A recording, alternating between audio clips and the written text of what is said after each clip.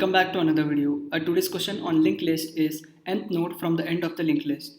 The question states that given a linked list consisting of L nodes and given a number n, the task is to find the nth node from the end of the linked list. And in case if we fail to find the nth node, we return -1. So let's have a look at the examples. In case of example 1, the value of n is 2 and the linked list is 1, 2, 3, 4, 5, 6, 7, 8, 9. So if we consider from the end of the linked list, the second element will be 8. So our output here is 8. In case of example 2, the value of n is 5 and the linked list is 10, 5, 105. So we can't find the fifth node from the end of the linked list because we have just 4 nodes in the linked list. Therefore the output here will be -1. So now let's have a look at the approach to solve this particular problem. Let's consider an example of a linked list of size 5 whose values are 1, 2, 3, 4, 5 and the value of n is 2, which means that we need to find the second node from the end of the linked list. The intuition behind this approach is that we first calculate the number of nodes in the linked list and store it in a variable called count, and then we update the value of count as count minus n. So this updated value of count will point to the nth node from the end of the linked list.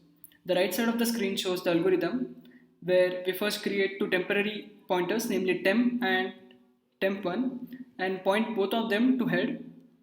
We also initialize the value of count to 0, and then we have a while loop where we check whether if temp is not equal to null, and if this condition is true, then we update the value of count as count plus plus, and we also increment the value of temp as temp of next.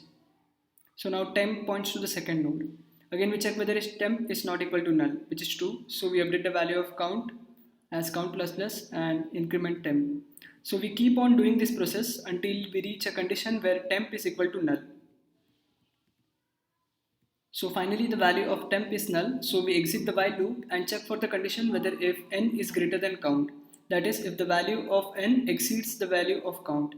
If this condition is true, then we return -1. Since in our case this condition is false, so we move further and update the value of count as count minus n. So the updated value of count will be 3. Then we have a for loop from I is equal to 0 to count. So for I is equal to 0, we first increment the value of temp1 as temp1 of next. So temp1 now points to the second node. For I is equal to 1, temp1 points to the third node, and for I is equal to 2, temp1 points to the fourth node. So finally the value of I is 3, which is not less than count, so we exit the for loop and finally we return temp1 of data, that is we return 4. So now let's have a look at our actual code. The driver code is already given and we just need to complete the function get nth from last, whose arguments are the head pointer and the variable n. So as we have seen in the explanation part, we have created two temporary variables, namely temp and temp1, and we have pointed both of them to the head pointer. We also create a count variable and initialize it to 0. Then we have a while loop where we check for the condition whether if temp is not equal to null. So this while loop is to count the number of nodes in the linked list. So in this while loop we increment the value of count and update temp pointer as temp of next. After the while loop we check for the condition whether if the value of n is greater than count. That is if the value of n is greater than the number of nodes in the linked list, then we simply return -1. And if this condition is false, then we move further and update the value of count as count minus n. And then we run a for loop from I is equal to 0 to count, and at each iteration we update the value of temp1 as temp1 of next. And finally we return temp1 of data. So we can compile our code now.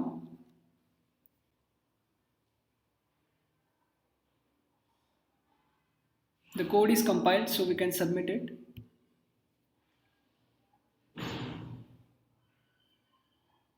And it got submitted successfully.